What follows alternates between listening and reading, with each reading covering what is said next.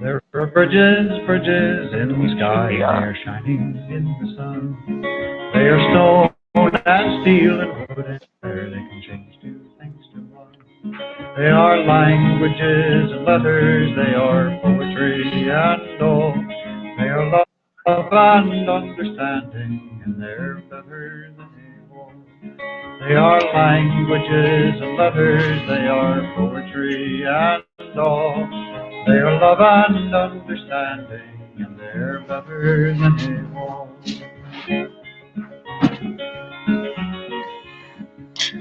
There are canyons, they are yawning in the night. They are rank and bitter anger, and they are all devoid of light. They are fear and blindness, they are apathy and pride. They are dark and so foreboding, and they're oh so very wide. They are fear and blind suspicion, they are apathy and pride. They are dark and so foreboding, and they're oh so very wide.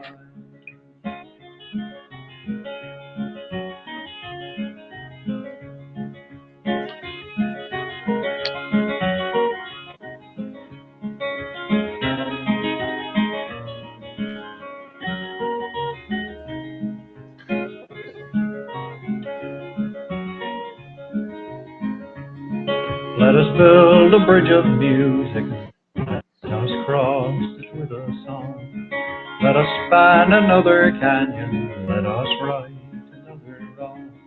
Oh, and if someone should ask us where we're up and bound today, we will tell them building bridges and be off and on our way. Oh, and if someone should ask us where we're up and bound today, we will tell them building bridges and be off and on our way. Thank you, Bill Staines, for allowing us to use that on our program. That was Bill Staines' Bridges Programming, and with his permission, I've asked him if we can use bridges. He wrote that in Troy, New York, while he was in New York, and it's so apropos to what we talk about on Bridges Programming. Welcome to Friday night. This is Bridges Program. It's a live call-in show. The phone number is 347-215-6731. On Blog Talk, you can call in. You can also call in on Hangouts on Air and or Skype on Hangouts on Air and Bridges Programming. You can do that. And you also can go on to our chat room if you choose to, called Bridge to Humanity on Blog Talk. And there is a way to do that as well on Hangouts, and I'm just not proficient enough to tell you how to do that, but we're slowly learning. Susan, my name is Jeff Beller, and Susan Comont will be with us the second half of the hour. And we have with us now a good friend of mine, and quite a bit of he's I guess you'd call it a respondent, someone who we love talking with. His name is Glenn Jarrett, and he runs another programming, and we're going to put his programming on eventually on our Bridges Programming site. And hello, Glenn. Welcome to Bridges Programming. Hello, Jeff. A pleasure to be here. Well, it's always great to listen to your mind work and like that.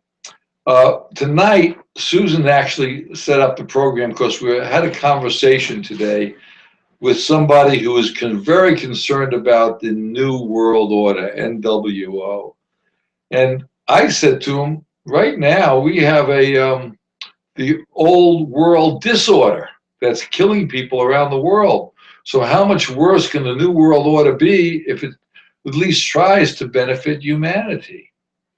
And then we listened to the Pope, which is, I'm not a religious person, but I listened to this Pope, the encyclical by the Pope, and he sounds like he'd been listening to our programming. I mean, it's amazing to see what this guy's talking about. He's talking about a system that is not working economic system that is killing people around the world, which is what we say as well. And he talks about how the economic system is just out for itself and is poisoning human beings and the environment and killing fish in the oceans and has no regard for any human being whatsoever. He's right on. He's right on. As a matter of fact, if he got rid of the religious talk, I'd sort of join him. But the guy's really good, and we actually are going to be putting the entire encyclical up by the Pope without commentary in, I think, 10 or 12 parts. So that will be up hopefully within a week or two, and we're doing video behind it, so it'll be on YouTube. As far as I know, there's nothing out there now, and it needs to be out there. And the other thing we're putting on book on tape that we came across is Buckminster Fuller's book on tape, again, brought to you by the HRIM and Bridges Programming, called The Operating Manual for Spaceship Earth. And the other thing I'd like you to bring out is, please, to see all the problems and the way they're talked about, is another website called Zeitgeist Moving Forward. Very well done, and it focuses on Jacques Fresco's resource-based economy. And Jacques is now 99 years old, and I had the pleasure of meeting Jacques 4 years ago, and Susan and I met with him and his partner, Roxanne Meadows, and they're just great people, and they're really working their asses off to try to help the economic world and around the whole world. And the other thing is, if you don't understand where money comes from, please look at money as debt. Again, money as debt. And this program is brought to you by Bridges Programming. You'll see it on our screen. And Renew the Earth is a nonprofit organization. If you choose to donate to that, that's mainly talks about renewable energy and about what's going on in the world. And of course, you're listening to Bridges Programming. Okay, I think I've got most of the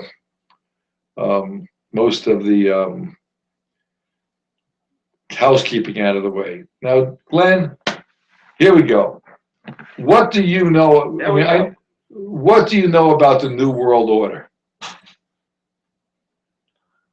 Well, I think the New World Order continues to project the concept that money is debt. And I think that that's a consummate error on the basis that money is labor.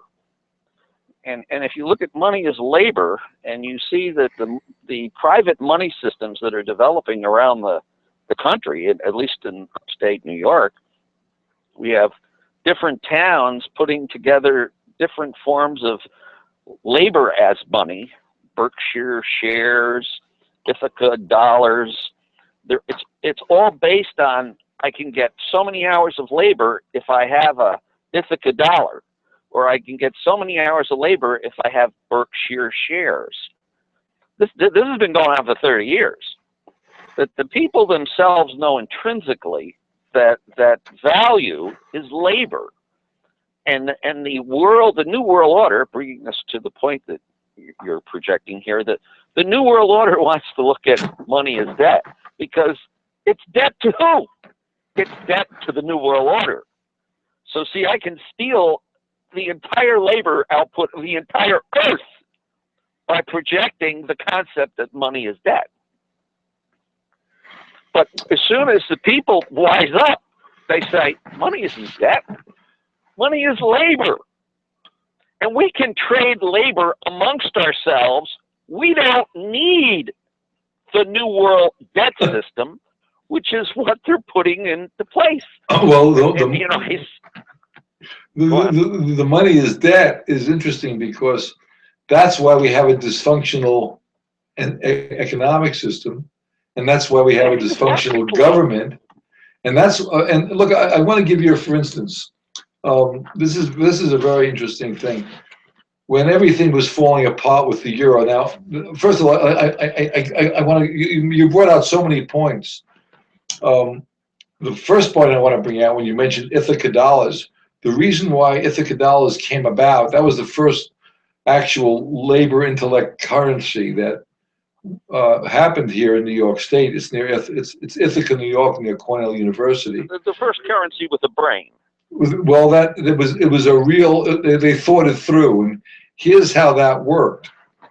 The theater in Ithaca, New York, near Cornell University. I'm going back 30 some odd years ago, I guess. Needed a new roof, and they had no money to put the roof on.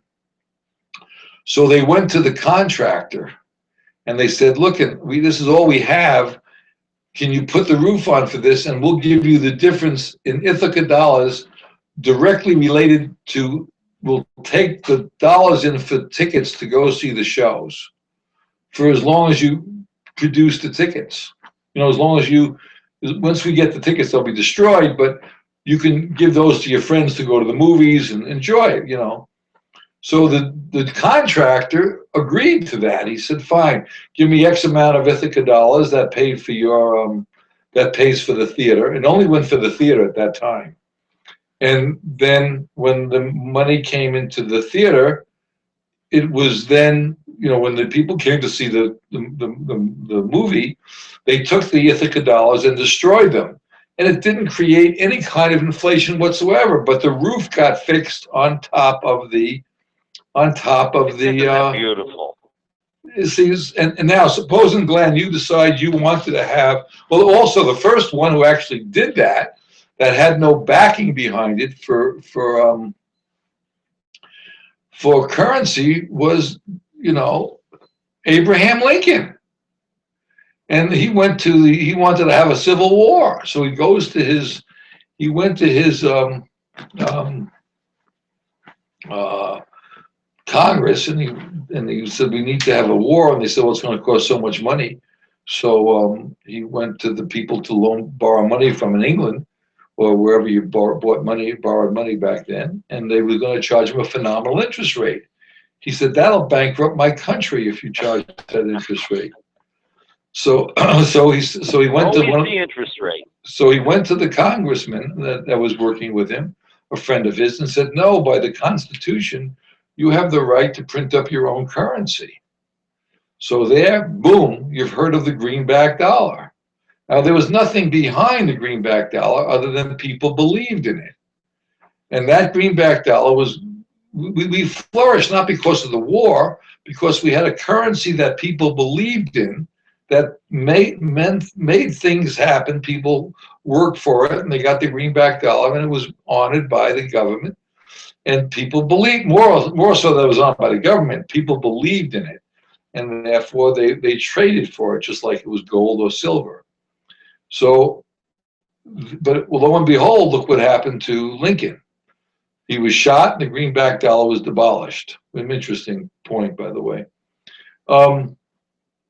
So that's the first. So Ithaca dollars is something that's been around for a while. Again, the federal government hates it because they can't figure out how to tax it, and they really busted a lot. And then of course the Berkshire, what would you call that? The Berkshire shares. Berkshire share. That's been around a while. Shares. Shares. Sharing right? something. What are we sharing? We're sharing labor. And intellect. Labor and intellect, yes. Labor, intellect, and the products that labor can produce. Right. And again, if you look at money as debt, they give you an accounting that you need someone who's willing to do the accounting system and who's honest. That's another problem. The trouble is, on all these things, you need something that keeps it, that holds a value. Now, here's the rub. The euro was started because the United States went to the Arabs and said, this is back in the first Bush administration. Kissinger went to the Arabs and said, you have all our gold, but here's what we're going to do for you. We will back up your kingdoms with our military might, providing you change for all your energy, all your oil for US dollars. And they signed a contract for that. Now, that's what kept the dollar strong. That's the only reason the dollar is strong. Now, it's been proved that you can't that they can't back up there's all kinds of problems over there. But the euro, look, we got to take this America down. We can't take them down by might. But if we start our own currency, we can probably take them down with the euro. And the euro was very strong for a while. As a matter of fact, Saddam, we had an embargo against him, so he couldn't sell oil because we wouldn't do it to our U.S. dollars. But when the euro became strong, is when he started taking euros for his oil. And that's why we had to take him out at all cost. Point of information. So anyway, now the euro is not as good, or it's sort of holding its own because people believe in it. And then the IMF got in there, or the World Monetary Fund, International Monetary Fund. And when they found us, when they did that, they actually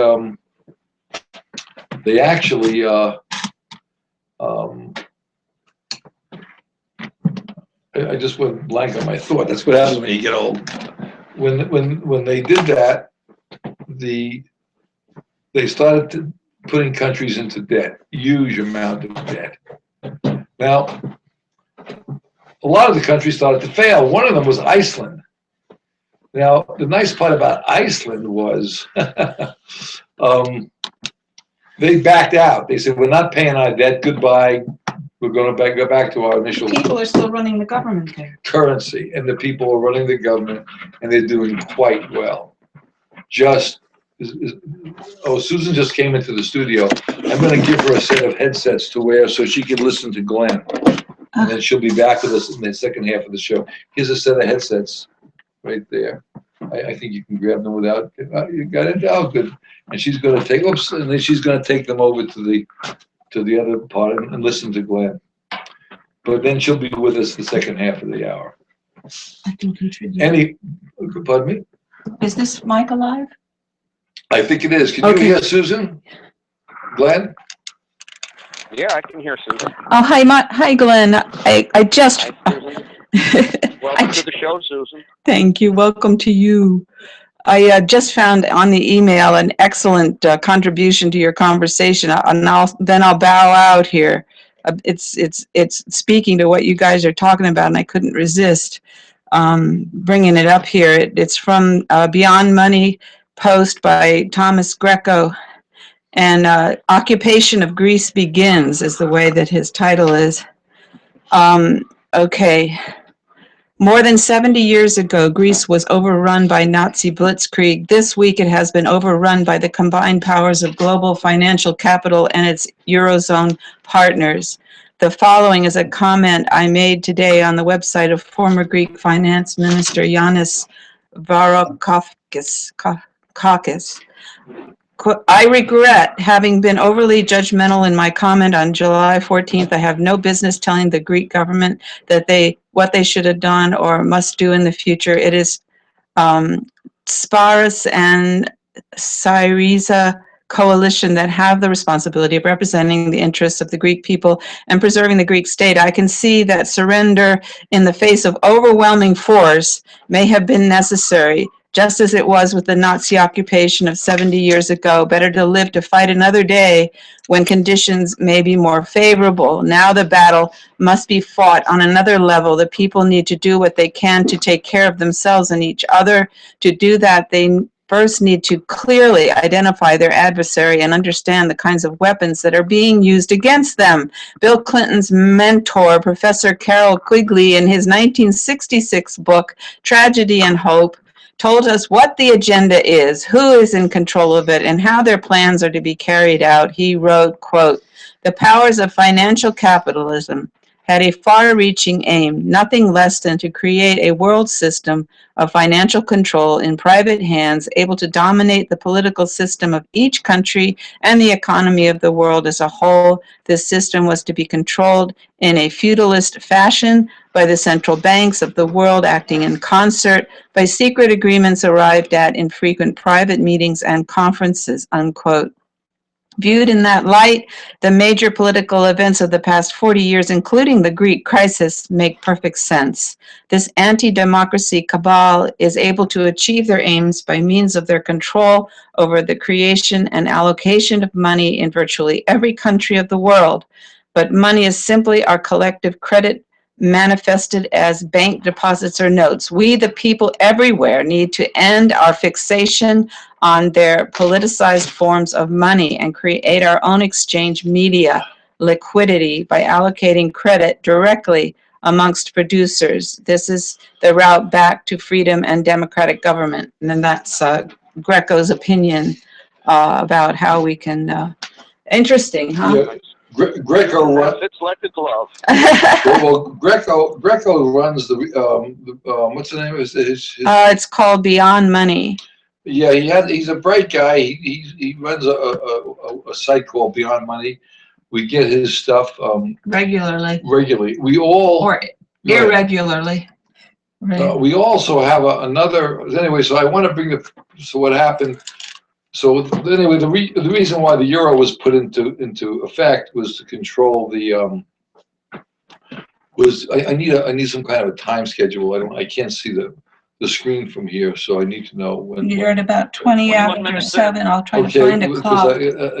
I try to do a break every 15 minutes, every half hour, and my eyes are bad I can't see. Can you see this? No, that doesn't work. That clock. It's a lousy clock. Okay, I'll find something. So I need to get the big clock up there. Sort of works, but and there's a nice clock on the screen here, but the screen is big screen, but I just can't see far enough over to see that little number. But anyway, the reason why we had well, thank you, my dear. The reason why we had the euro was actually to compete and take down the U.S. dollar, bring it back to some normalcy, so we wouldn't keep on having nuclear wars. And I think that was the initial premise of that. But anyway, the money lenders, the exchangers, as Bucky calls them, the great pirates took over that, and they're now controlling all the economic systems. And without a measurement, I don't think Greco is going to get there. The HREM is a physical measurement based that all humanity has their basic needs met for about an hour of their life a day. So you work an hour a day to do whatever you got to do, to help people or put something back to the system. You're going to have your basic needs met. However, most people want more than their basic needs met. They'll work harder, but at least they're their own person. If they don't pay them enough, they'll say, hell with you, I'm going to just not do anything. I'll do something different. I'll educate myself and find another location so I can buy the thing I want to buy. That my needs are different than my wants. I want something more, so I'm willing to work for it. But my needs will always be met for 1 hour of my time, of my life a day. So those are some of the things we're working on. Anyway, let me get back to the euro. So the euro was, a lot of people getting screwed over by the euro because the big guys got in that again. And then, so Iceland got out of it. But Iceland, they couldn't buy up the politicians in Iceland. So Iceland is doing great since they defaulted on their loan. They said, if you default on your loan, that's it. All needs jubilee. We're not paying it. Goodbye. We're leaving. Don't loan us any more money. We're fine. And they're doing great. Now, if Greece defaults on its loan, and they actually do well, all the other countries that borrowed money as debt, as you were talking about earlier, Glenn, as debt, the system would collapse. So they have to make Greece look real bad. So what they did is they got to the elected officials, quote, elected officials. And again, the elections, like in this country, cost $1 billion to run for president. So who's got the money, honey? All right, so they got people in their elected spots, theoretically a fair election, and they're screwing their people to the wall. And there's no need for it, because if they didn't pay their debt, Greece, people wouldn't die in Greece. they would figure out a way to make it fair and equitable, and people would still work, and they'd grow food, and they'd drink their water, and people would come over there and pay them in whatever form they want to get paid with. And they may even switch. You'd have to maybe switch your U.S. dollars in for something else. They say, I'm sorry, we're not taking your U.S. dollars. We're only going to take euros. I mean, wouldn't that be a kick in the head? So, I mean, this could easily happen. So this is the problem we're running into with. So when you brought up the Ithaca dollar, and people don't need that money that we're working so hard for, that most people worship because they have to have it. But that's not really the case. Anyway, go ahead, Glenn. I just wanted to bring those points out that you brought up. Yeah, well, debt, the debt is their tool to take over nations with. And debt, the engine of debt is usury. And the engine of usury is the word use. Usury. And when you usurize a country, you use the country through the extension of debt, and the extension of debt is world war. Because the only way you can collect debt is through the administration of war. So using or usury generates the debt generates the military, and the military itself is to the point where they've got the gall and audacity to tell you that, well, we send drugs around the world so we can collect the money and run our own programs. Well, the interesting Oliver North, hello. The interesting part about this. So the thing is so far out of control that these countries are going to wind up, and they're not going to accept any kind of currency, because currency is the evidence of war. If you're using a paper anything, it's for control and manipulation of your geographic area to suck the life substance, the life labor out of the country and to put it into the military. That's where all the fruits of usury and currency, that's what it produces. It produces the military. Now, you're going to say, well, gee, are you against the military? Well, no, I like the military. I want a military. I want to know there's going to be somebody protecting me from the maniacs that are out there. But the question is, how is it funded? Is it funded through usury, debt, and currency? Or can we fund it by the HERM, labor property, an equitable exchange of labor? Well, let me ask you a question. That's what the HERM is all about. The HERM is an equitable exchange of labor, and it's time-based, which is exactly what you base labor on. All labor is based on time. Well, and actually, time currency is the HERM.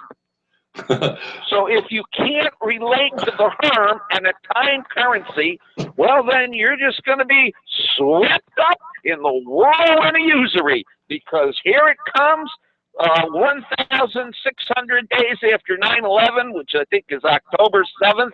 They're calling that doomsday for the currencies. And the currency markets are already beginning to reflect it.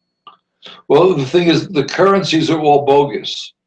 And exactly. And what the HERM is basically, it is a measure of your lifetime plus the amount of energy, calories, or energy you need to stay alive with water and food. It's all based on real measurement. It's based on physical measurement. RPI PhDs came up with this. Well, yeah, but more importantly than that, he did. But the reality is that if you think about it, as not a PhD, not someone who's smart, and I shouldn't say smart, not someone who's educated, but someone who can think. Every measurement in the world just like, I mean, before you had PhDs and kings and educated people, you had just people like Bucky Fuller. And that's why Buckminster Fuller insisted on calling Bucky. He said, I'm just a plain human being who spends my time trying to think of things. And if you're just a plain human being, you can say that everything that we have, that we base our measurements on, are based on something physical. The time is, we agree the sun comes up every day. It doesn't really come up every day. And Buckminster Fuller makes a point, Bucky makes a point of saying, it's not the case. It doesn't come up every day. But we agree, it appears as though the sun comes up every day. So even in countries that it doesn't come up every day, we agree to that measurement. So in 365 days that we have agreed upon, we call that a year. We have leap years for figuring out the off parts. We've broken those days down to hours and to minutes, to seconds, to nanoseconds, but it's still based on something physical. The planet has a surface. What keeps the surface on this planet is gravity. Now that's been here forever, and it creates the surface. So we know what time, and we know our age because we know that people die with reasonably, unless they're shot or they have an accident, and if they have good quality food and shelter, or reasonable quality food and shelter and water, they'll live about 80 years of age, more or less, close enough for science. These are things, and we need a certain shelter, and you can measure the energy content that you need to put it to build that shelter. So these are things that can be measured, and in energy content, we've learned about watts, BTUs, you name it, joules. Bucky uses kilowatt hours. It doesn't matter what energy unit you use, because it can be measured just like you would measure inches compared to U.S. Numbers compared to metrics. I mean, it all breaks down to the same thing. It can't be changed. It's physical. However, in the economic world, nothing is based on anything. It has no physics in it at all. It's totally subjective. Now, that's where the rub lies. And I don't know if you realize this, Glenn, but everything we do in the economic world is subjective. If I ask you, Glenn, how much do you want? You caught 5 fish today. And I say, how much do you want for those fish? And you're going to come up with, okay, give me $1 a fish. Well, how do you know it's worth $1? You don't know that. It's just what you arbitrarily came up with. But the fish is very real. And the time you spent to catch those fish are very real, right? And the pain in your stomach will be very real if you don't have that fish. If you don't eat it. Now, Bucky brings this out. He said, if you had $1 billion in all your stocks and all your bonds, and can you change yesterday's history with that? Of course not. You can't change anything with that money. And if you're in a boat with all the money you can possibly imagine, and someone else and the boat starts to sink, and there's no land in sight, and your friend of yours grabs a piece of wood, and it's just big enough for him, or he has a life jacket he figured out to build a life jacket. You think he's going to sell you that life jacket for all the stuff you got? Ain't no way. So money isn't really worth anything. Gold, silver, money, fiat currency. But what is worth something, the true value, and Bucky brings this out in his book, Spaceship Earth, that your time and you need to have your certain amount of energy, calories of food and shelter, and you got to have education. Those are the most important things. And if you think that we're not in outer space now, you're terribly wrong. This planet is a spaceship, and that's what Bucky says. So we're going to be putting this book online, but we'll be back and I want to go some more about what the New World Order may be, and what this old dysfunctional world it's really a shame. But I think we're headed toward the right way with between the Pope and resurrecting Bucky, and people now are starting to talk about what's really happening in the world. We may get a change. I'll be back in about 5 minutes. Len, please hang in there. We're going to be back in 5 minutes. This is a little song. Will do. With alien folk life, and speaking that we're on a spaceship now,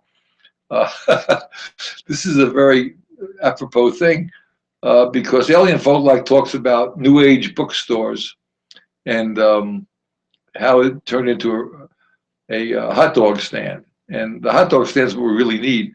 But I think you'd get a kick out of the song. We play this every week, but the people who wrote this is Joan Cosby and Paul Mercer. They're great folk singers and writers, and they gave us permission to use this on the show. So we're going to be playing this. We're back in about 5 minutes.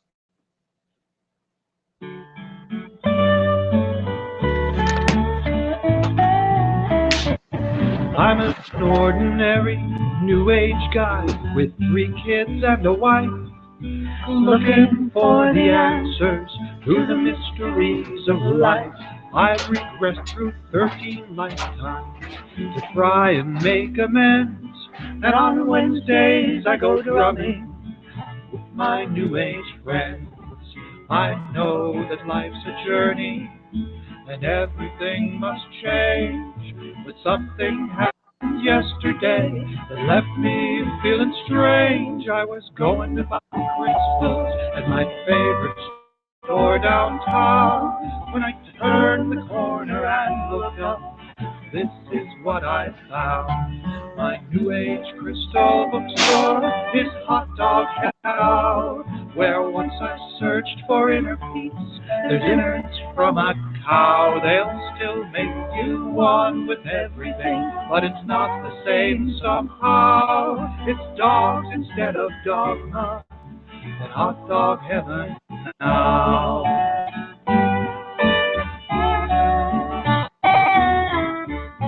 My inner child was angry. To be frank, he was incensed. But my inner parent told him there are no accidents. Some cosmic force has caused the plans I made to be reversed and brought me to this hot dog stand, perhaps not for the worst. Before I gave up eating meat, I'd buy 'em by the dozen. But what if in a former life this hot dog was my cousin? Joseph Campbell said, where your bliss leads, you ought to follow. But this double-foot-long chili dog is awful hard to swallow. My New Age crystal store is hot dog heaven now, where once I searched for inner peace, there's innards from a cow. They'll still make you one with everything, but it's not the same somehow. Munching and not eating, and hot dog heaven now. Whole thing got me thinking, and I know it's kind of hard, but if there's a hot dog heaven, Could there be a hot dog God? Are the streets all paved with mustard in that holy hot dog land? Does Oscar Mayer guard the gate with a wheel in each hand? And if there's a hot dog heaven, is there a tofu hell where carnivores run screaming when they hear the dinner bell?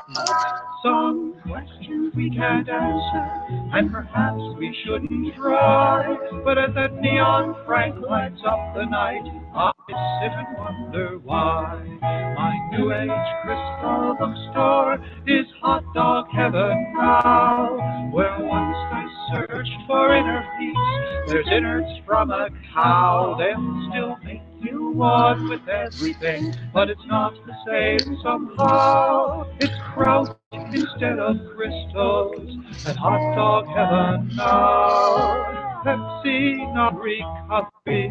onion rings, not earrings. Trash cans and not ash cans, and hot dog heaven now. Okay, we are back. Thank you, Joan and Paul, for Alien Folk Life for that song. Anyway, we're talking about the dysfunctional world we have now and the New World Order. The question is, Glenn, do you think that the New World Order, according to people I talk to, the New World Order is a very, very bad thing, and I can see that. How do you see that happening? Well, the people eventually through the internet are coming to the realization that the emperor has no clothes, and the emperor is clothed with his money system.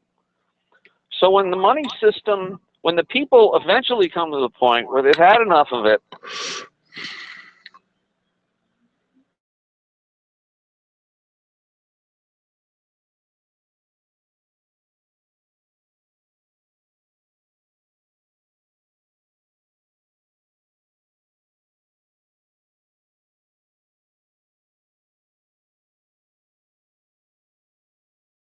Let me see if I could do that. Okay, we lost. Okay, we had a problem with our internet for some reason or other. We're going to have to bring that back. Okay. Okay, we're going to call Glenn again.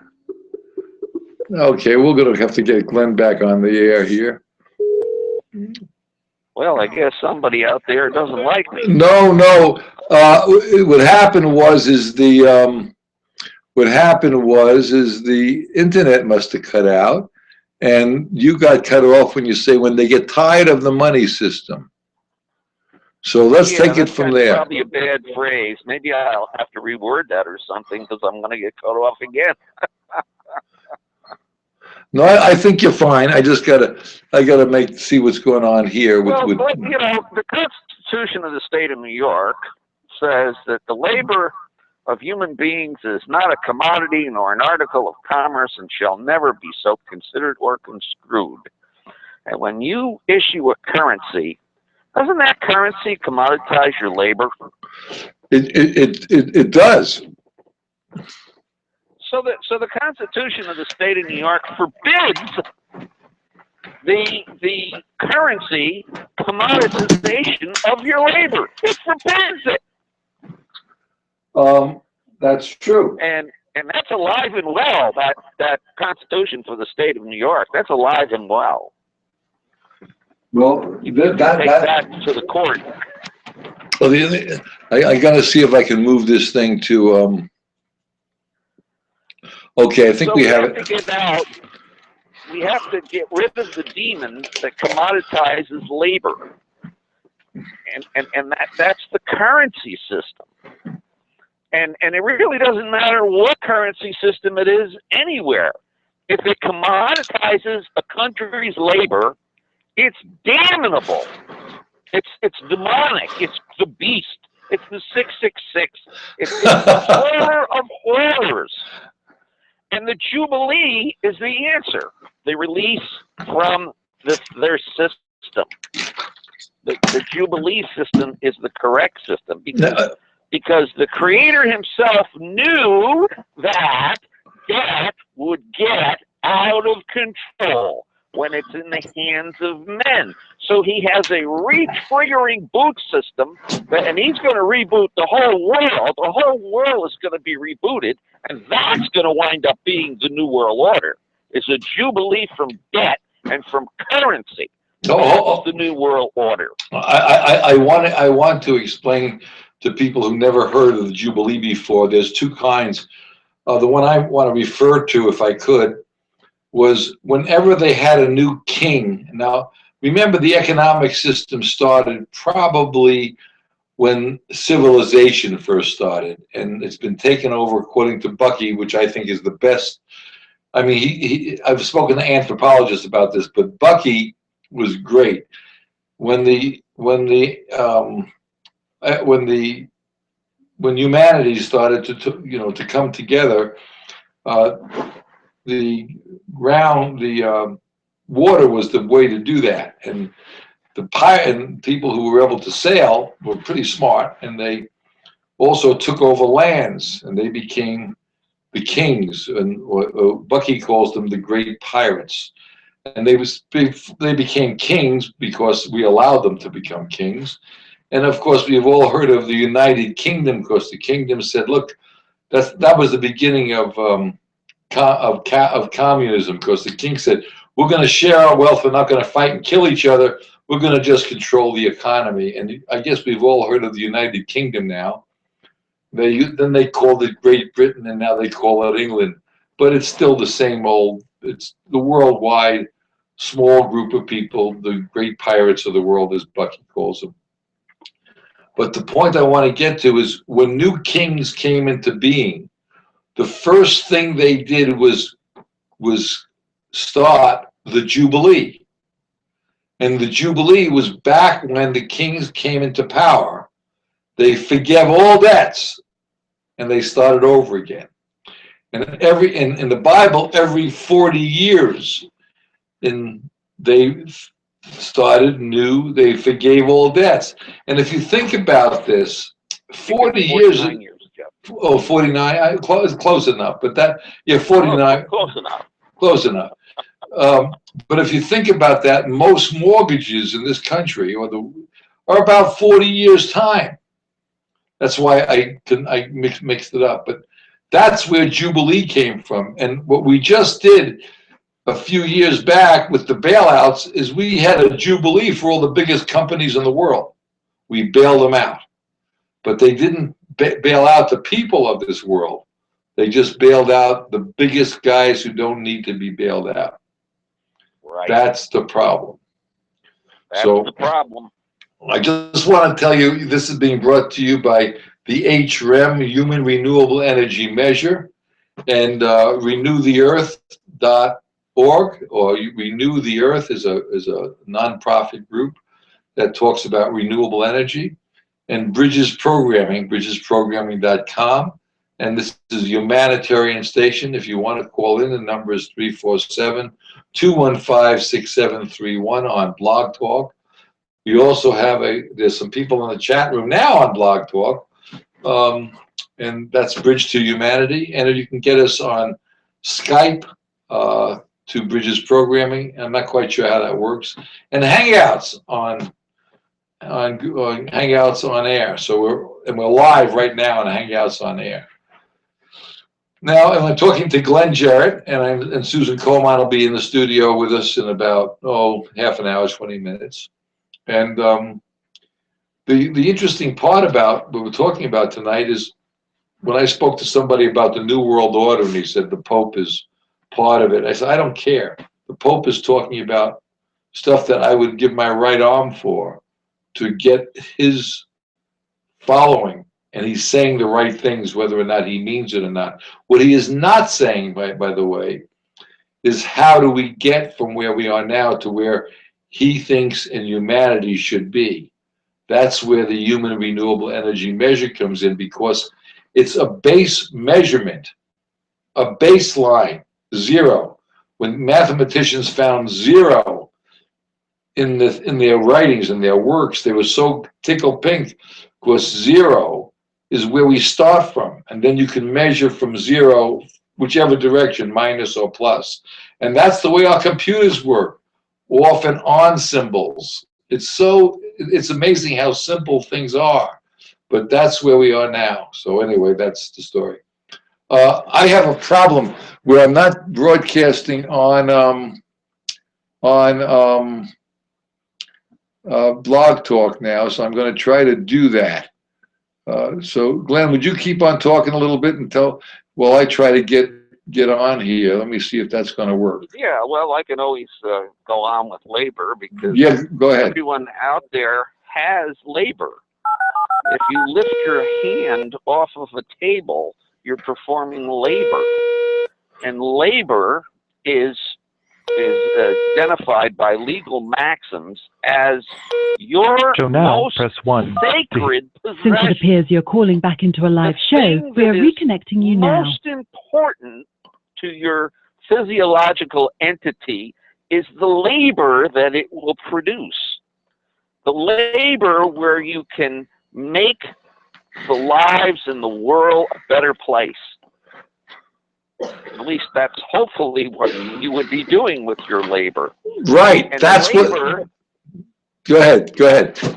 That's what Bucky says. You got to read that Bucky thing, man. That's exactly what he's saying. Go ahead. Keep on going. and I've never read it. I know it. I can quote it, and I've never read it. Neither have I. I never read it. And then when we had somebody on our show from the Center for Economic and Social Justice from Washington, he was 85 years old, and he mentioned Bucky. And I said, what Bucky's all Bucky is an architect. He said, oh, no, he's much more than that. And then all of a sudden we looked up Bucky and then we found out more stuff. And then we had another guy on the show, Steve Seiden, which I was hoping to do programming with this week. I got to call him tonight. But Bucky was gifted. Bucky was a great human being. And all of a sudden. And that's the purpose of labor, is to make great human beings who are beneficial to other people. Exactly. Of course, then you say, well, what is beneficial? Beneficial is identified as the HRM, the HRM. Well, the HRM is your degree of being beneficial to others, and it's a technical measurement. Beneficial, as far as I know, and I don't know who quoted this, but the object of labor is to gain leisure. And the more leisure time you have, the more time you have to use your brain, which gives you good ideas that you should share, not keep in competition with people, but share your ideas.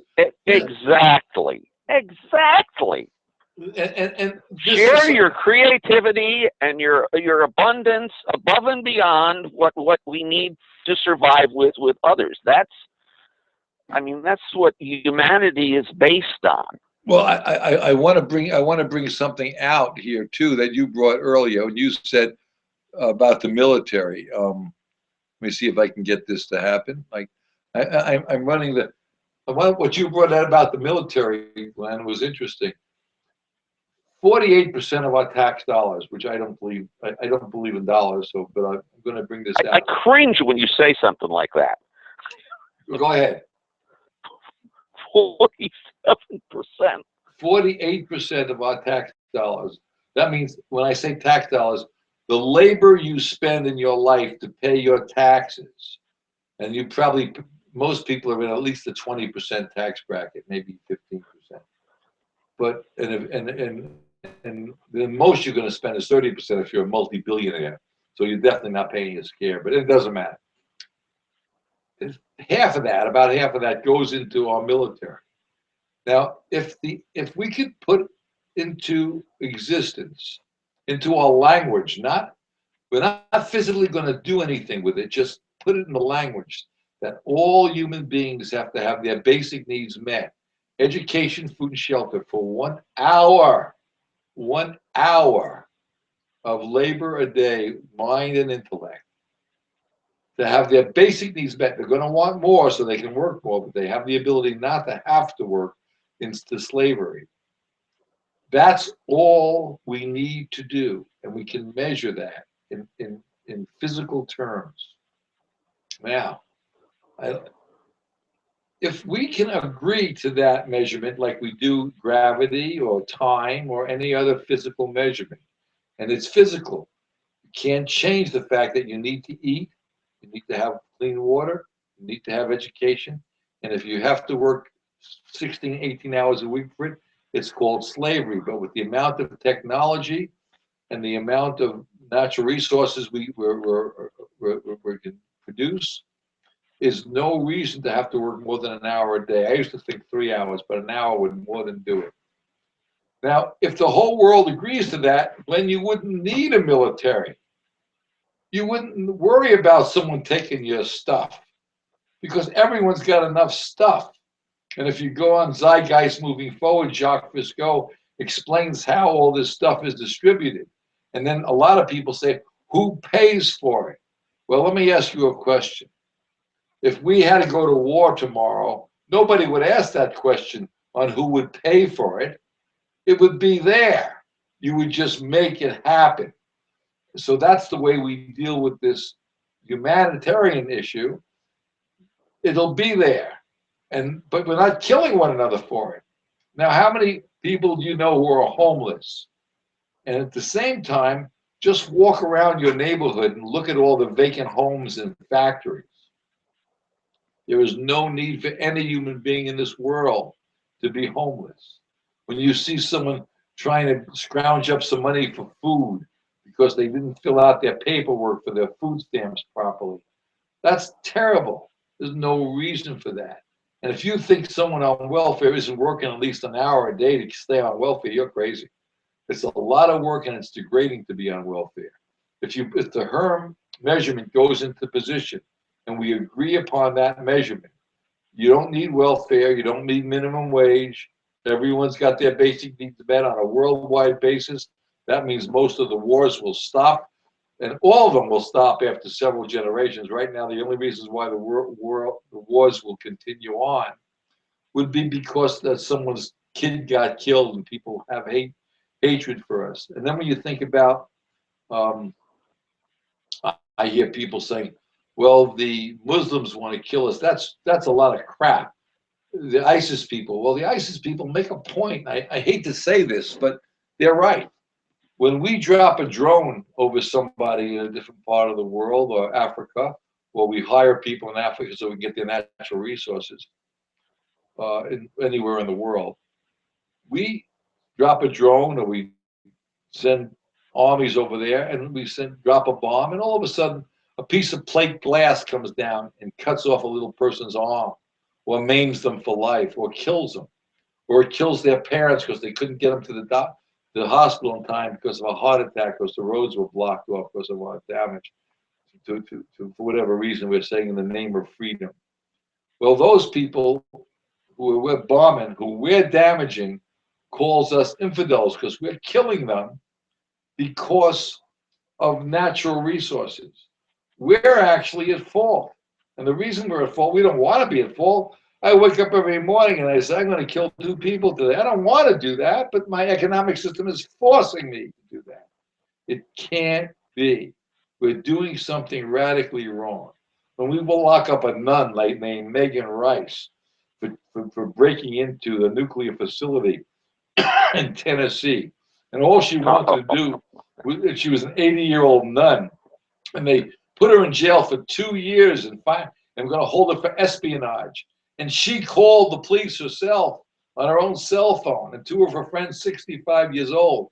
They finally said they went over the top. But meanwhile, she paid 2 years of her life in jail at 80 years of age to try to stop this insanity about war. My God, man, look what's going on in this world, this country, and look how the economic system is controlling every other country in the world. We need to get a measurement that all humanity has their basic needs met, just like the Pope is saying. We have to think differently, but we can't think differently until we change the measure, the basic form of, and that's how we do it. And the reason, and someone said, how do we do that? So we started Bridges Programming. We're inviting people to talk about humanity. We definitely need to get this message out. So that's where I'm going with that. Anyway, you see where by the way, we're back. I give everything back working again. I don't know how we did it, but we're back working again. I'm going to take one. Well, Glenn, how about expounding on your expertise about that? You know what I mean? I want to know a little more. Well, people have to change their value systems. I mean, that's basically what it is. They have to get out of the currency concept in terms of purposefulness, usefulness, and uniqueness in life. You know, I'm not just a number to some statistician who's going to extract my labor property through commoditization. I mean, if you think that, you know, you're a commodity, and a lot of people believe they're commodities, well, then that's the way their life is going to be used in a usurious that is dedicated to using your commoditized life. And that is the system. That is what they do. It's what they excel in. The Adjustment Bureau, they'll determine how much you're going to make, what you're going to do, where you're going to go, when you're going to wake up, when you're going to sit down, and how much you're going to pay for everything. Well, the thing is, and they don't know, but there's no value. What they're taking from you is not your money so much, is your life. They're taking away your hours of your labor. Your hours of labor is finite. You only have 80 years of it. In some cases, you'll have a lot less. And in a few cases, you have a few more. But basically, 80 years of life. Jeff, I'm out of time. I'm over my limit here, and I've got to switch channels here. So, Glenn, thank you very much. Thank you, Susan. Thank you, Jeff, for having me on the program. It was my pleasure, Glenn. I guess Susan's going to come in. She'll be in an hour. Meanwhile, we'll take a little bit of a break, and Susan will be back after the break. So please stand by. Okay. Hey, thank you, Glenn. Enjoy. Thank you, Jeff. Thank you, Susan. Take care. Now. Bye.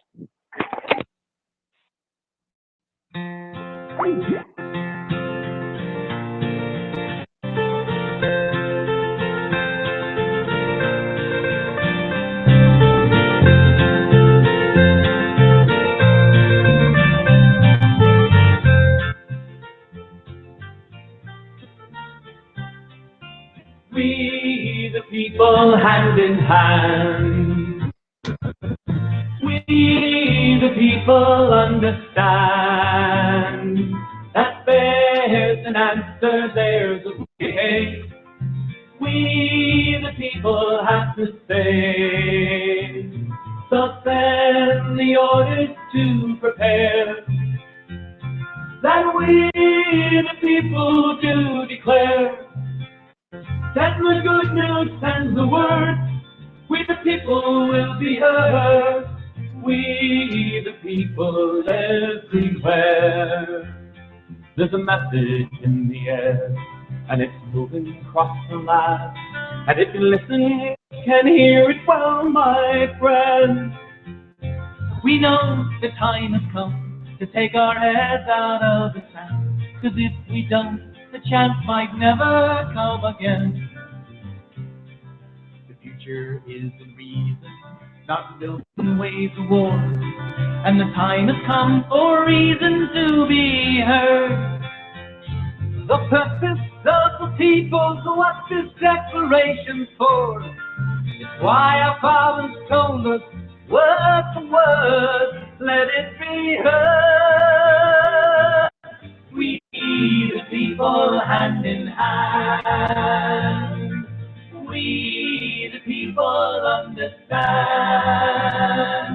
that there's an answer, there's a way. We the people have to say.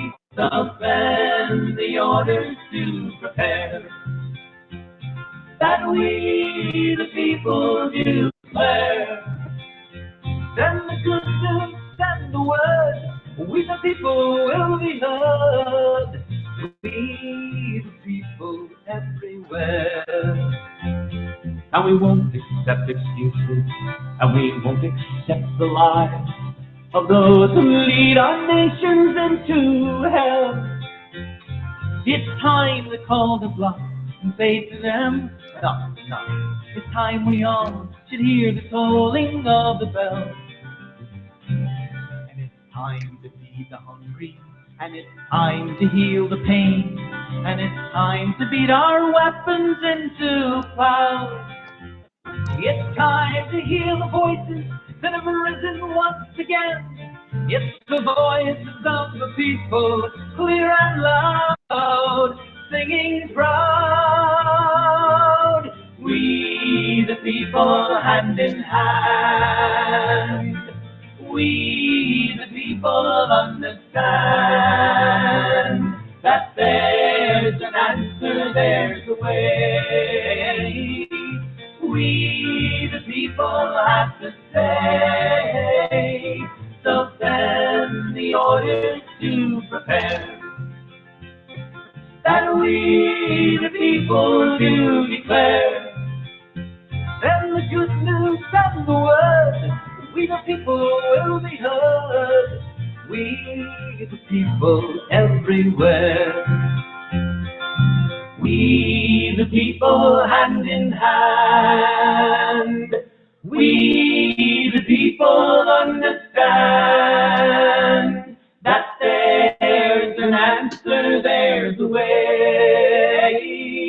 We the people have to say, so send the orders to prepare, that we the people do declare. Then the good will spread the word, we the people will be heard.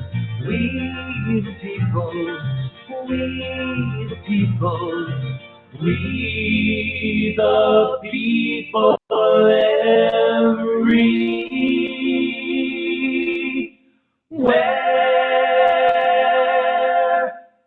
Well, welcome back. You're back with Bridges Programming.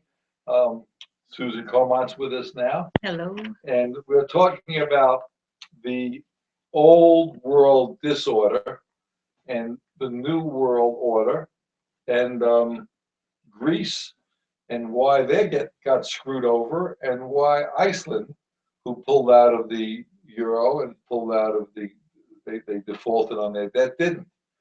And this is all sort of an interesting situation because Is the concept of the old world disorder, which I think that's what we're living in, right? right.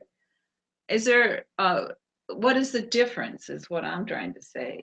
Is there really much difference between the old world disorder and the new world order? Isn't it new world order just possibly they're getting a little slicker at it and things are, more populations are According involved? to people who don't want to deal with the new world order, I agree with the way that when they say the new world order is going to be worse than it is now.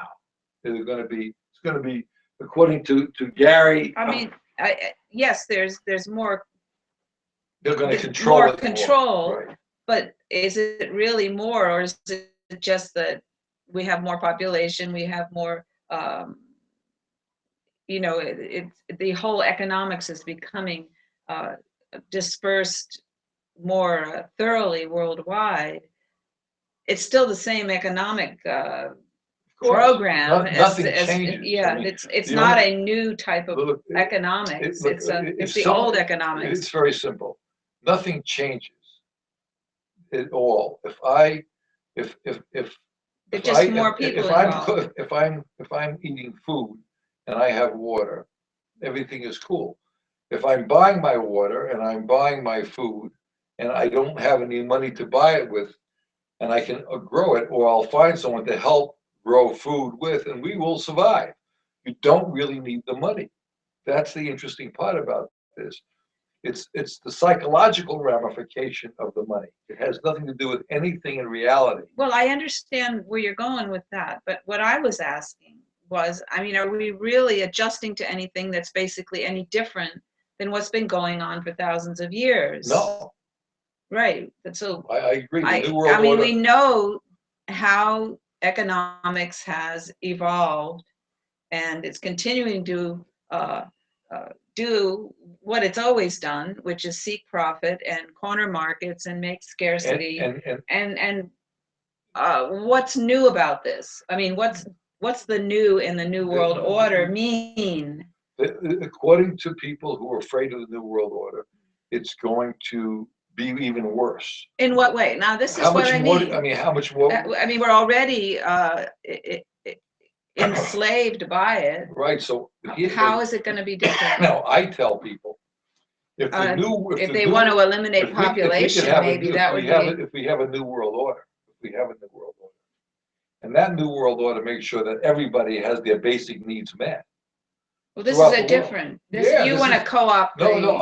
I think we should co-opt the New World Order. All the New World Order has to do is make sure the HREM, a measurement, is put into the New World Order that all humanity, no matter where they are in the world, will always have their education, food, and shelter for about an hour worth of work. Okay, so if that's the New World Order, I love that, man. Well, you're proposing that there be A a change. different definition, but I don't even understand The what the old- definition of the New World I Order don't is either. anyway. It becomes So why don't we just say, okay, there's no definition there. It's the same old, same old. Why don't we use those terms, the New World Order, to make it mean into something that's better. really very Right. creative and In different? other words, we don't let the.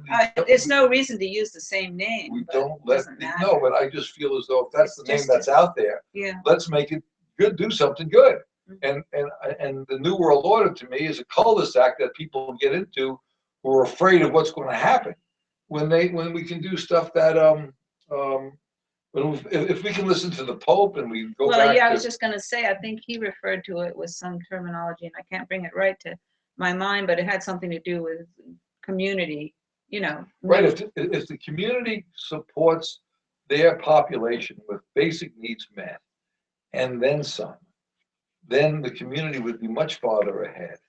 So the world, I'm really, I mean, as far as I'm concerned, I think the Pope's concept is really a good concept about we need to change the way we think, and that's where I'm looking at this from. I just think it's a better way. Can I bring in some comments from Buckminster Fuller? Certainly. He speaks to this in his book Critical Path, and this was, let's see, when was this published? 1981 it was published. So it's about 10 years after Operating Manual for Spaceship Earth came out. But the book Critical Path is supposed to be the one book that he brings all his ideas together in. And we've had it recommended to us over and over. So I take their word for it that this is the one you want to read. And then maybe, because he wrote so much that it's very hard to, just coming at this great body of work that Buckminster Fuller wrote, to pick out what you might want to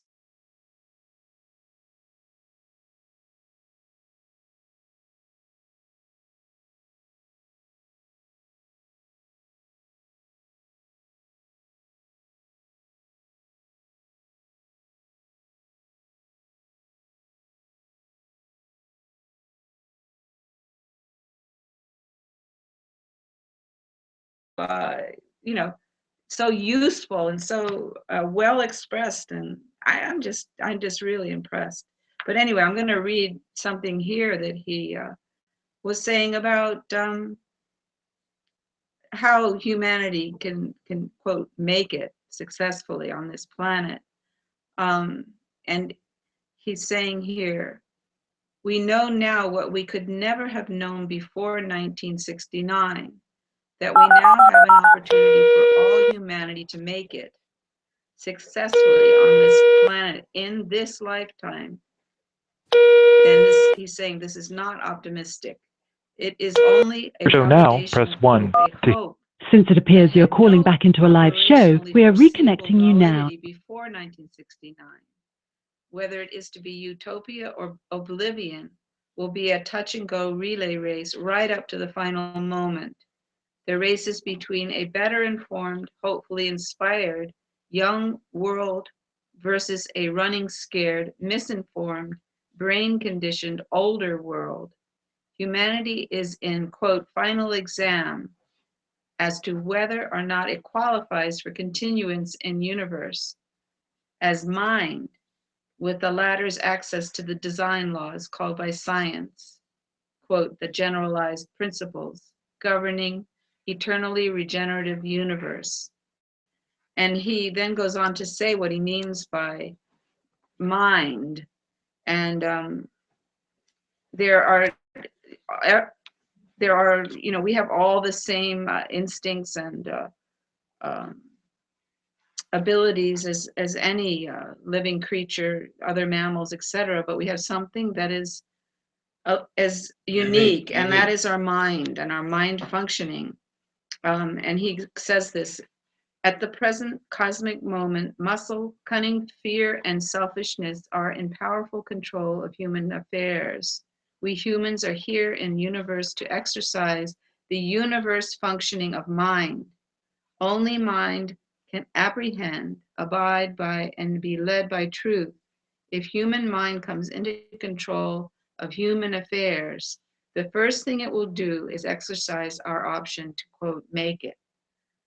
So that's one of the ways he's saying, like a rule of thumb, how we're going to know if we're using our minds efficiently, right. is if we're acting in concert to help, Everybody buddies on the survive. planet, exactly. And he goes on to, and that's what Glenn said earlier, by the way, without, that's wonderful. Because these things are resurfaced over and over again, and they are, there's no such, and he goes on to say that, we can't ever get to the truth because, and I'll read what he says there. Is that okay if I go sure. ahead?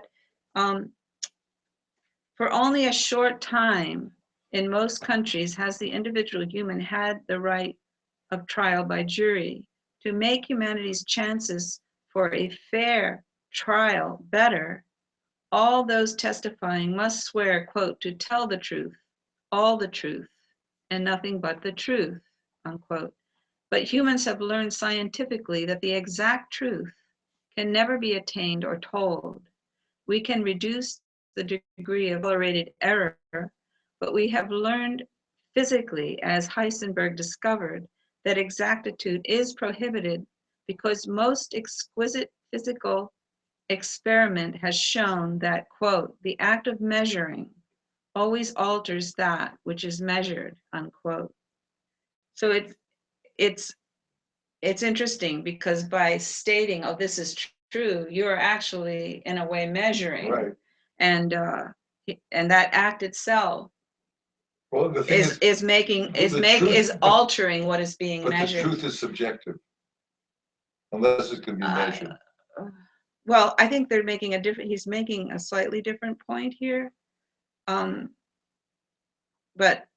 what he's asserting is,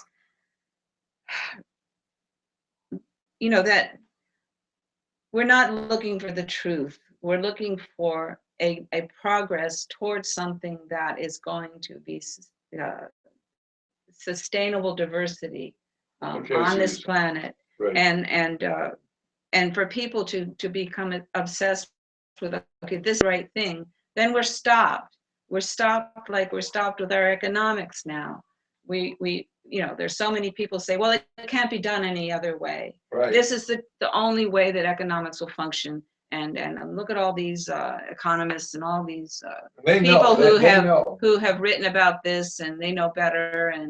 And why are you even thinking about it? I mean, it's actually one of the most disturbing things you can do now is to challenge our economic system, and say that it's not functioning it's not functioning well at all. To the Pope. And yes, he most of his encyclical is about the failures of our present economic system, and this is not what's being picked up in the media, as far as I can have been able to detect. Definitely not doing so what we're talking about is a notion that people have, for whatever reason, that they can come up with the key, the truth, the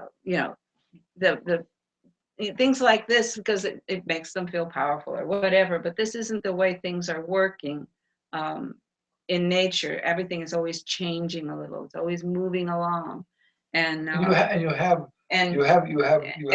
rotations of time. You have rotations of things. There's rotations of seasons and days and nights and light and dark. It's balanced. The way the economic system, there is no start point, so there's no balance point. Well, it certainly is not in any way trying to imitate what we understand of natural systems. Right, natural physics. Yeah, or physics at this point. It's way behind what we understand in physics and in the way that systems operate. And we do have some notions of how that occurs and how nature does support systems through millions and millions of years, and keep them healthy.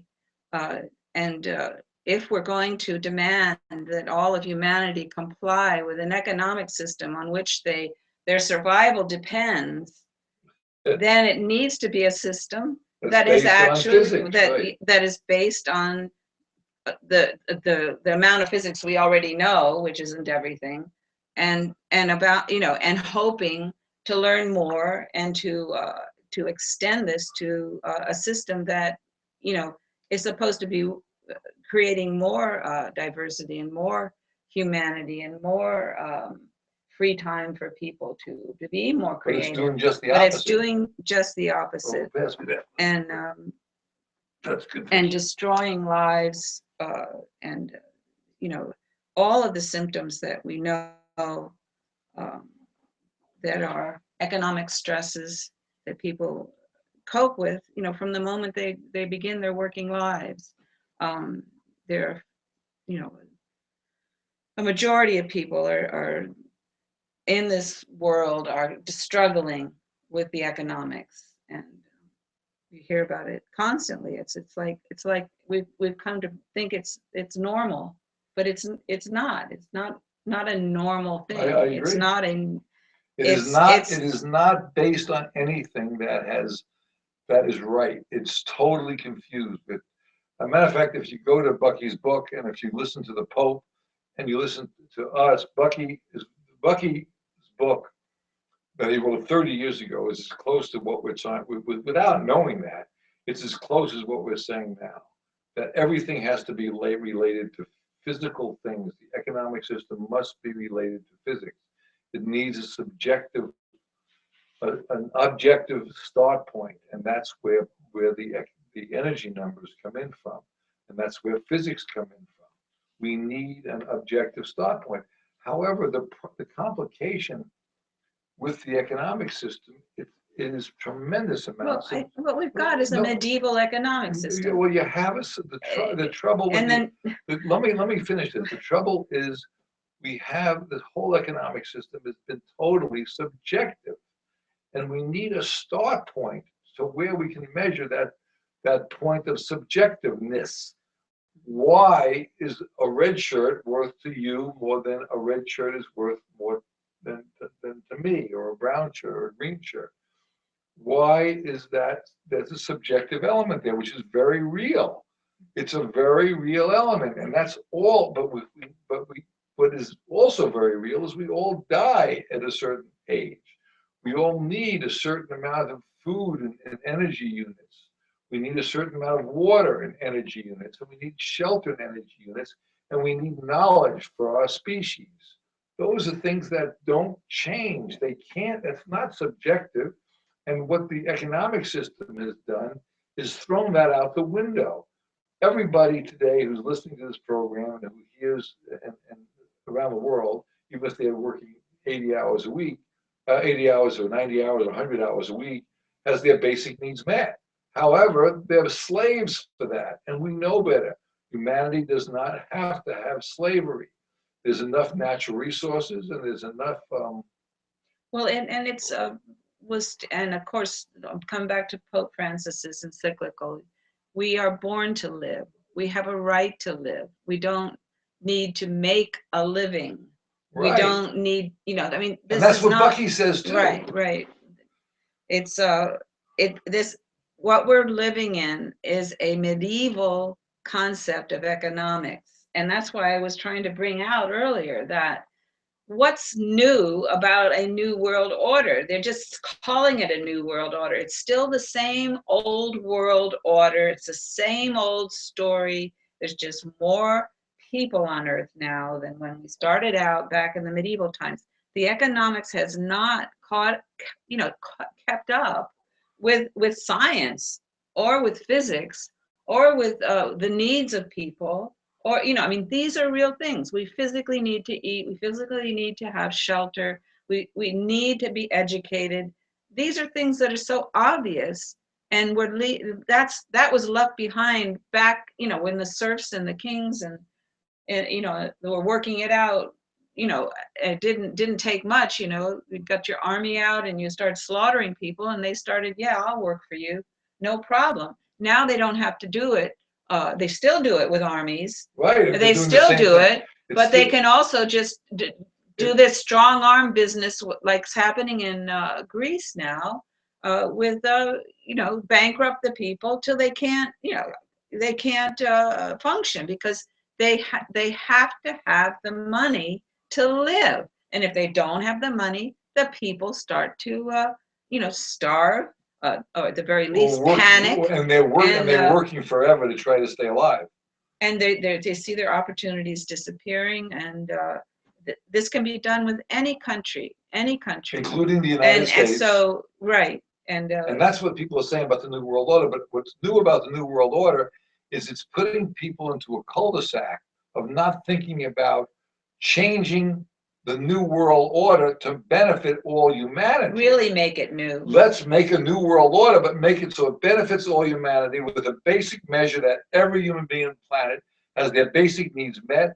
Get rid and start from zero, which is an amazing thing to start from. And then you get rid of minimum wage, you get rid of welfare. You don't need it because everyone's needs are met worldwide. It is not, I don't think this is difficult. I think it's, and then when you say who's going to pay for it? Well, everybody's working. It's universal employment. And as Bucky says, if you had a war tomorrow, you'd figure out some way to pay for that, wouldn't you? Oh, yes. So, the wars always motivate countries to come up with as much money as they need, and that's why you get the war effect. You get the we need to stop economic war effect. We need to stop competition. We need to start cooperating worldwide. And you don't need armies. You can save an awful lot of your labor, and I don't mean money, I mean labor that you have to work for to buy guns and weaponry. You don't need all that crap. You just need food and shelter for all, period. And that's cheaper than weapons, I think. Yeah, yes. It isn't as expensive to wage war, to give everybody food, shelter, and education as it is to wage wars, right? And you're not killing people, and that's what Jacques Briscoe says in Venus Project, the zeitgeist moving forward. Just try to come together and do the best you can, the best we can do. Get this message out about the hrem.org. So the New World Order that you hear about, in the news, is really just more of the old world order. More of the old world order. And it's just more of the same. On steroids. And they're now using currency as leverage. Money has become the weapon. Right. Money is the weapon, and they're not declaring war on poverty. They're declaring war on the people who want to change the system, such as the Post, such as Bucky Fuller, such as Zeitgeist moving forward. We all want to change this system. And the way we change it is simply just get a starting point that all human beings have to have their needs met for about an hour a day. This is definitely going to then have a ripple effect all the way through all of the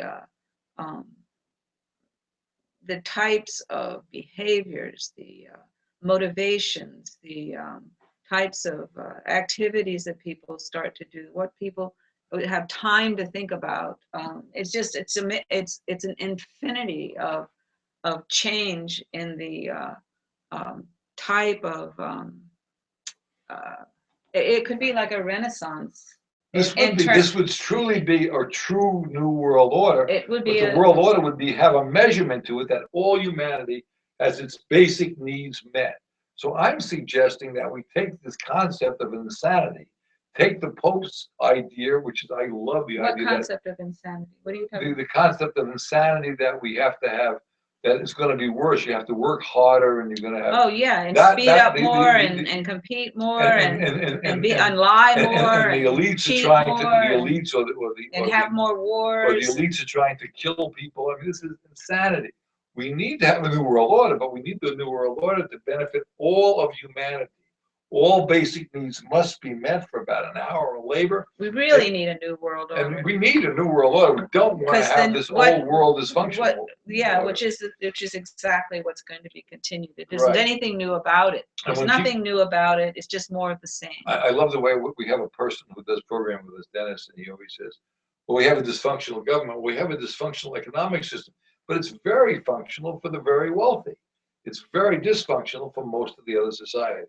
And we're saying with this measurement, the HREM that you see on your screen, the hrem.org, then, and if you can understand the human renewable energy measure, which you see on your screen, then human renewable, here comes up, energy measure, the hrem.org. If you can understand what I'm saying, please get that out to social media. If we can get that into the language, we've just changed the world. Then we institute that, however each group, country, state, county wants to. But that measure must be put into the language first, and then we can figure out how we put it into place. Just like we measured accepted gravity, how we accept any measurement in the world based on physics. We all need certain things. Anyway, that's where I'm going. So you have some more from Bucky over there. Well, are you about to take a break? Not yet. We have a few more minutes. Okay. Well, just to give people courage. So we all need courage, and need to be brave and Now, express brave and courage are subjective. We understand that. Well, in this case, it will help bring somebody bring their ideas to the front that are very useful, and we want people to bring their ideas forward. And you don't want to be crushed by other people's desire to make you think the way they're thinking. We don't want you to think like we're thinking either, but I would like to read, this is inspirational to me, what Buckminster Fuller said here. He liked to be called Bucky because he didn't want to be considered an average man. Yeah, he wanted to be perceived as an average person. But when he was a young man, probably in his late 30s, he had a crisis, and he thought at that point, he was examining his life, and he said that he came up with what would be his mission statement at that point. And he wanted to reorganize, he said, his life, quote, to discover what, if anything, the little penniless, unknown individual with dependent wife and child might be able to do effectively on behalf of all humanity that would be inherently impossible for great nations or great corporate enterprises to do. See, he was already defining that whatever the individual can do is much more creative and powerful than great nations or great corporate enterprises, because they're constrained. They're constrained by a medieval notion of economics. That's right. And of how economics interacts with humanity. And right now, it's hardly at all interacting with humanity. It's like not interacting with nature. People, it's killing nature, it's killing our planet, and it's killing the entire what he's saying, system. What Buckminster Fuller is trying to express here, I believe, is that where we're going to be able to move this whole project forward and make it really work for humanity into the future and for the future generations, is if we as individuals use our minds. And he has great confidence in the individual mind, in the creativity of the human mind, the diversity, the way we problem solve. Right now, it's functioning really well in the sciences, but the sciences have not been integrated with our systems that are supposed to be helping humanity in general. They're helping. The science is helping to forward the profit gathering and the technology, but that's not coming back and making it's making it not a better planet, or a better. It's not giving. The object of labor is to gain leisure, and it's not gaining leisure for the population. Right. It's not gaining the leisure for the population, not gaining the sustainable quality of life. It's not gaining food, shelter, and education for everyone, which is a lot cheaper than wars, as we've already asserted. You could give basic education for all. I'm sorry, full education to everybody, and basic shelter and food and water to all for an hour a day. And at first I didn't believe that until I delved into it better. There are just so many natural resources that are available and so much technology that's available. Well, now we can quantify these things, so we do have the computer to help us if it's properly programmed and honestly programmed, That's as another best problem. we can do. Then you can get some results from that kind of quantification that will tell you how much you need here in the world, how much you need there, where resources need to go in And order that's Jacques Fisco's work. in the order Venus Project. to accomplish Yeah. food, shelter, and education for everyone around the And world. he actually goes even And that further. should be the goal, not profit gathering, not how much it can corner the market. These things are, they're from the way back when there were a bunch of yahoos, using might and violence to impress their will on people. And this that we're still using these same techniques now, it just is, it But we're almost doing makes me laugh. We're doing it more refined. I mean, it's just too sad, yeah, but it's still the same old, thing. same old, right? So the New World Order is just the same old, the same old thing that we already know, that they're already doing. It's nothing new about it. Buckminster Fuller had one, he wrote this to a 12-year-old child, and the child was asking him, I think you're great. What should I do with my life? This is a young kid, wrote him a letter. Thank you very much for your letter. The things to do are the things that need doing, that you see need to be done, and that no one else seems to see need to be done. Then you will conceive your own way of doing that which needs to be done, that no one else has told you to do or how to do it. This will bring out the real you that often gets buried inside a character that has acquired a superficial array of behaviors induced or imposed by others on the individual. So we're actually, and he's talking about making people more human, more individual. Right. He's right on. This is the, right now we're being dehumanized because we're spending all our young years, our most productive years, every one of us, from the moment we can work, we are concerned with earning a living, making a living, not with living, not with the potential of the human mind. Go to college, get a as an degree so you can make a individual. better living. Well, that's what's said to people now. Okay, now right. Now we're going to take a little break and we'll be back. But everybody's got to do it their own way. And Buckminster Fuller died a few years back, but he wrote this book over 30 years ago, and it's just amazing. It has not surfaced yet. Now the Pope in 2015 is talking about something that was written back in 1970. And here we go again, and they keep on. The Pope is no longer in the news. We need to get him back in the news. We need to get Bucky Fuller back in the news, and that's what we are here for. That's why you hear us repeating ourselves endlessly, over again. Right, because that's one of the techniques of media, is to drop things out of sight that might not fit into the agenda of the old world disorder, which is what it is and what it will continue to be. That's all we're going to get if we don't assert our minds and really become individuals, really become individuals. We need to get this to happen. We'll be back in about 2.5 minutes. This old world has troubles, everyone knows. There's garbage in all of our lives. We try to get through it, each our own way. And for me, I just eat French fries. Some they take vitamins A, B, and C. Tofu, all of brown rice.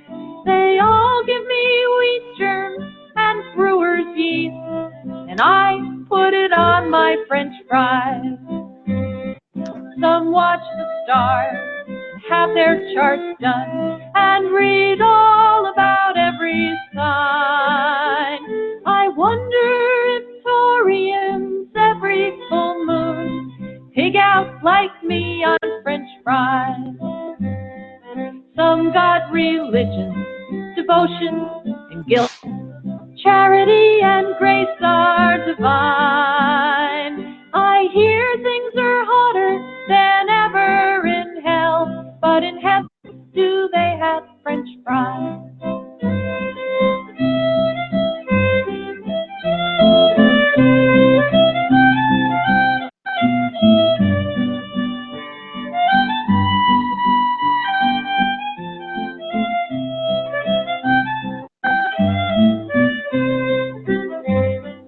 Some say the arms, the bombs, and the guns will one day save all of our lives. I don't believe it.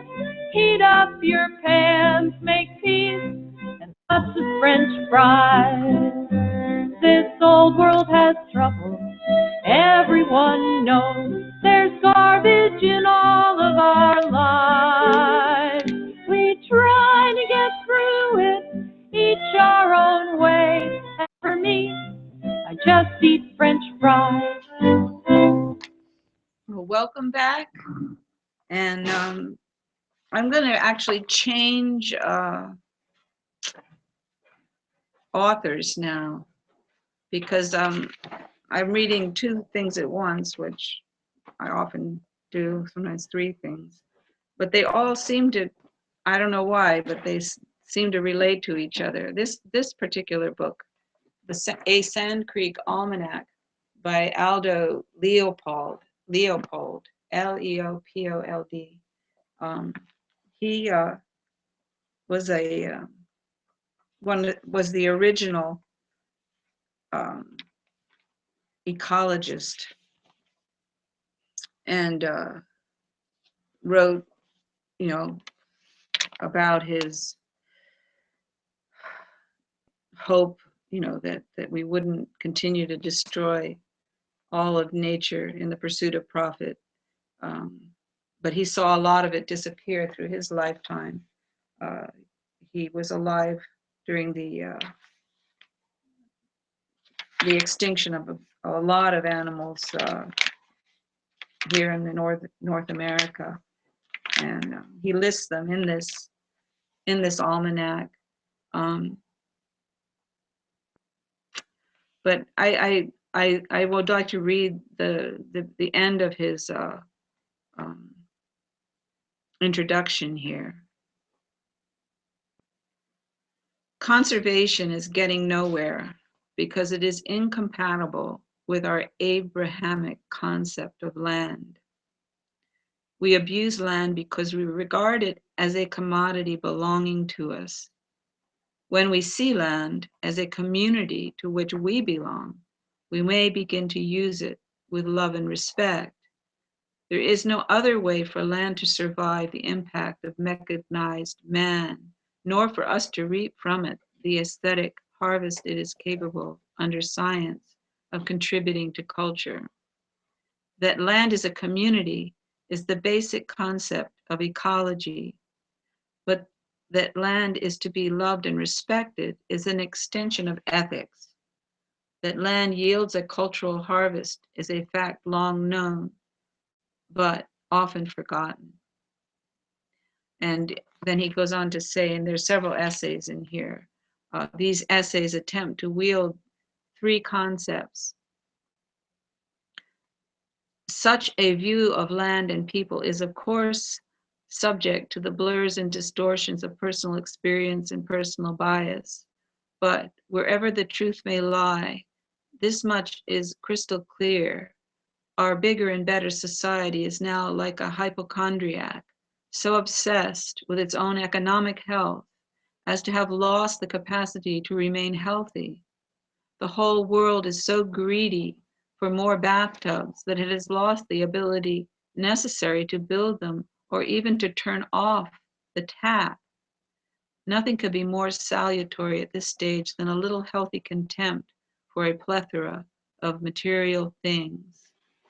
Perhaps such a shift of values can be achieved by reaping things unnatural, reappraising things unnatural, tame, and confined in terms of things natural, wild, and free. And I'm going to read that over because I blundered on it. Perhaps such a shift of values can be achieved by reappraising things unnatural, tame, and confined in terms of things natural, wild, and free. And he wrote this in 1948. Amazing. Aldo Leopold, and I recommend, of course, his writing. He wrote that almost Madison, 70 some odd years Wisconsin. ago, 60 some odd years ago. Then we've got Bucky Fuller, who's really right on. Then you had us, and now you got the Pope. So well, I don't know if we can put us in that list. well, we can. We're just as good as any. All right, we're just as so good. as far We're as I'm just concerned, that we've been talking about this. We didn't even know about Buckminster Fuller until we started doing these programs, and somebody told us about it. And then we heard the Pope talk about it. I thought he was listening to our programs, man. It was amazing to hear him talk, but he doesn't have the measure. Bucky actually had a kilowatt hour measure that can't be manipulated because energy can't be manipulated. Well, it can't be created or destroyed. It is finite. So it's very important. So we're part of this system. We're energy We capsules, and we have our personal human energy for 80 years or so, as you've said many times. And then it is dispersed into other systems when we die. And but it doesn't destroy it. It's just redistributed. And there's a profound thing to learn from that. That our commonality with nature, our commonality with each other, it all comes to that zero factor of energy. And energy is the zero factor when it comes to survival. Now let's bring this conversation of our species, because we need to feed that energy. I want to bring this conversation to a reality, a part of reality that's happening now. What's happening now is within our economic system right now. We are bombing people all over the world to get their natural resources in the name of freedom. Oh, and that's such a lie. We are bombing people. We are paying people to kill other people in Africa in the name of religion to get natural resources. We have a political system that is totally corrupted in this country as well as other countries that's controlled by the economic system. Those are the realities. And then we look to see where, because of what's going on within the economic system, we have a problem with another currency, which is the euro. And the same people controlling the euro is controlling the US system. That's what's happening. Government. Well, we have to also assert they are an island. They're way far away from the rest of the developed nations, and they have almost all the energy, natural resources they need to. They have thermal energy in there, under the island that they use to provide all the electrical needs of the whole country. Right? I mean, it's I think the only country that is completely self-sufficient in energy. And this makes a huge difference. And once again, you're coming back to energy. Not only is it so essential to consider that when measuring human survival, you also have to we also have to realize that it's what's making all of the economics function. Right. For show now, press 1. Since it appears you're calling back into a live show, we are reconnecting you now. What they called it, we would never have had all these technologies come forward and this huge productiveness and possibilities of so many people. I want to bring this back to the reality that if we could measure this, just like Bucky says, and the Pope would like to see, and other people want to see, if we could actually put a measurement into the language where we have a starting point, all these insanities will have a change of value, like that fellow said in that book. We need to change our value system. Right now, there's no way of measuring a value system. If you put the number, the essence that all human beings, would have their basic needs met. We mustn't keep on destroying the planet. We mustn't keep on killing one another. We need to get this basic measurement in the vocabulary. Well, and it would be a factor that would change, as you say, there would be like a domino effect. It would be Really. like V in dominoes. Right. You watch I mean, it would be, it's amazing. But the big guys don't want this base line that all humanity will have their basic needs met. And we need, which is totally possible. And what happens is, and most people who believe in the system said, well, who's going to pay for it? Well, everyone's working. And I would ask you another question. Why do we find the money for wars? And we can't find the money for having all basic needs met for humanity, which is much cheaper, especially now. So this is insane. And why do we have people homeless when we have vacant buildings? Everywhere.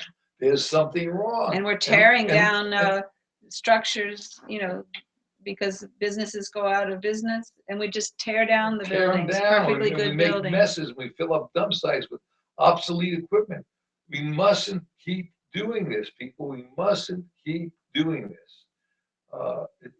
There's got to be a better way. There's got to be a better way. And the way we see is the Human Renewable Energy Measure, HREM.org.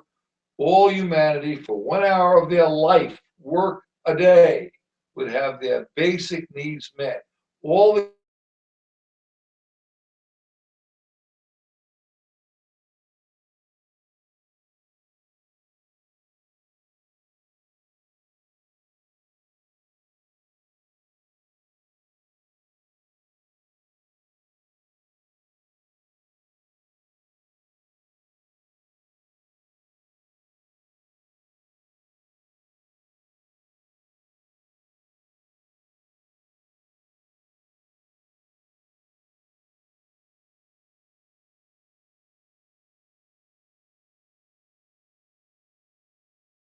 working or whatever they're doing.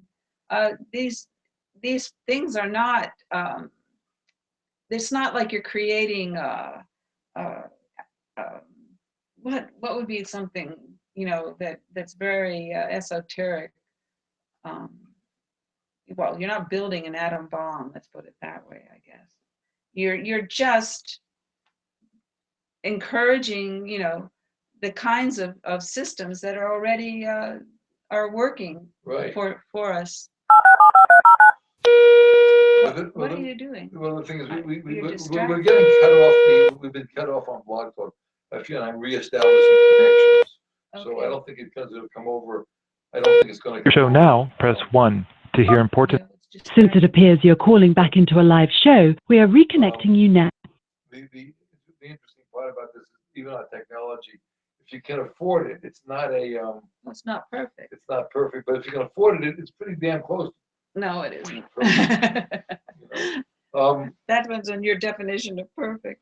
But we're going to be doing as many. We try to do as many of these programs as we can. So how much more time do we have here? But the little watch we had was way off of the numbers by 5 minutes, so I don't really know exactly. But I'll go check. I'm sure that I think we have 5 minutes left, but I'm not sure. So your watch is over. Okay, and so then we're going to have to go out soon. About 7 minutes. Yeah, about 5 or 7. So what I'm asking is help us get this message out. You don't need to join our group or give us your email. Just try to understand what the Human Renewable Energy Measure is. If you understand it, make up your own business cards, pass them out. If you go to your church groups, especially preach if you're religious, go to your church groups, preach the encyclical to your Pope. About the Pope. And you have to consider how much longer do you want to continue with a medieval economic system? An economic, you could really even consider it, you know, I mean, it's so behind the times that we've been able to evolve as far as our technology and our understanding at this point. It's absolutely It's archaic. archaic. And, Yeah. and actually the Pope is saying the same thing. He's saying it has not worked. It's not There's kept a up small with group of people, with- yeah. and what Buckminster Fuller is saying, they're in the very beginning, they had the pirates, and they still got the pirates today. Right. And we need not allow this to continue. The only way to stop it, though, is to, in fact, get this HREM measurement into place, just like we did with gravity. We have to invent the word. And the word is obvious, is that we need education, food, and shelter, and not go into to get that. We cannot go into slavery for it.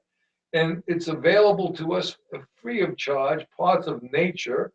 And once we put that into the language, that's how we measure things. We judge it with that.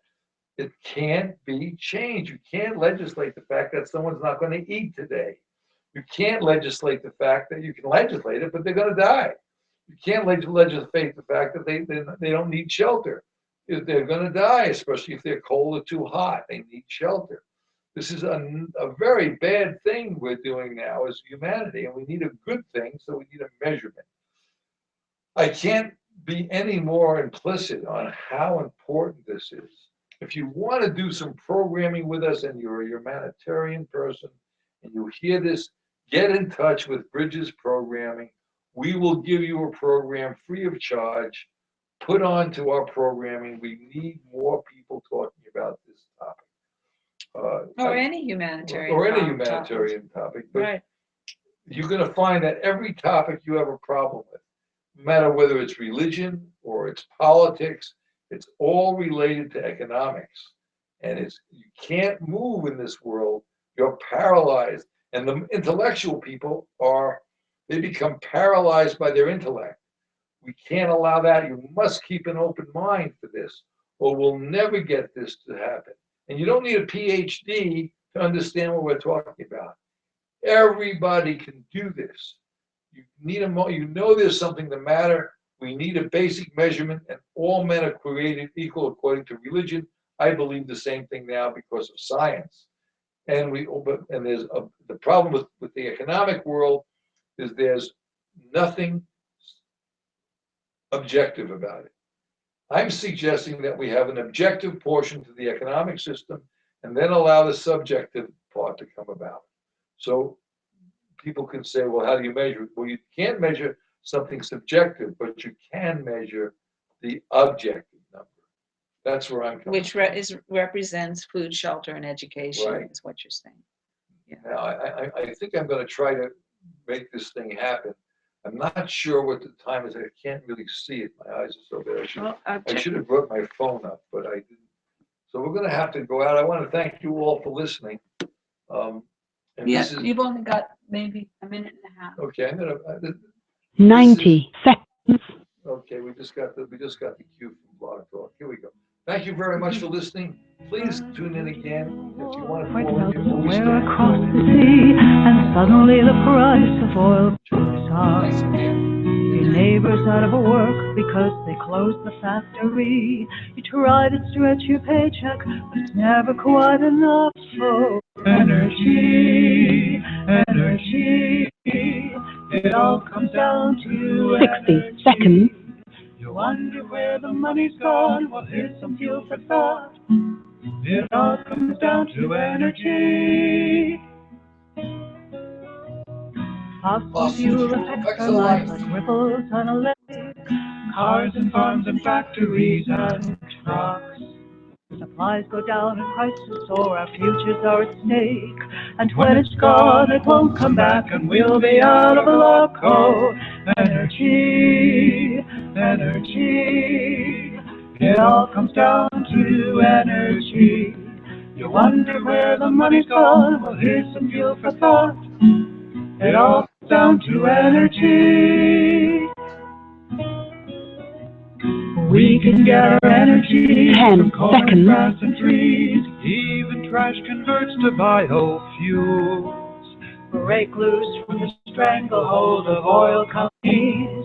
Renewables can fuel the world. We're here to spread the news. Oh, energy, energy. It all comes down to energy. You wonder where the money's gone? Well, here's some fuel for thought. It all comes down to energy.